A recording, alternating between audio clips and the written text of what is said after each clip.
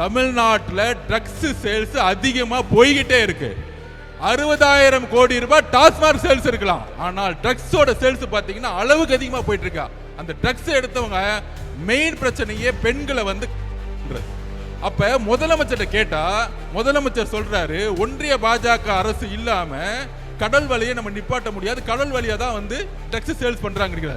ஐயா முதலமைச்சர் அவர்கள் ஸ்டாலின் அவர்களே, கடல் வழியா வரலாம், நான் திருப்பியும் பதிவு பண்றதான். ரோடா சேல்ஸ் பண்றது உங்களுடைய கண்ட்ரோல் இருக்குன்னு ஏன் இன்னும் புரிய மாட்டேங்குது? உங்களுடைய தெருக்கள் யார் கண்ட்ரோல் இருக்கு? உங்களுடைய மாவட்ட செயலாளர்கள், உங்களுடைய அமைச்சர்கள், உங்களுடைய எம்எல்ஏக்கள், உங்களுடைய கவுன்சிலர்கள். உங்களுடைய கவுன்சிலருக்கு தெரியாம ஒரு வீடு கட்ட முடியுமா? ஒரு ரோடு போட முடியுமா? அப்படி எப்படியா கஞ்சா சேல்ஸ் பண்ண நடக்குது தமிழ்நாட்டில்? அதுதான் எங்களுடைய கேள்வி.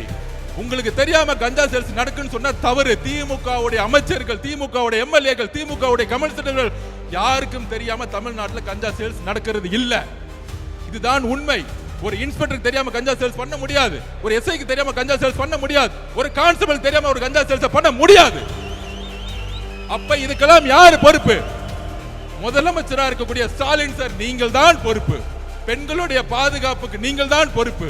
ஒரே வாரத்தில் 5 உங்க கண்ணு முன்னாடி. ஆனா திமுக காரன் ஒருத்தன் அதை பத்தி பேசல.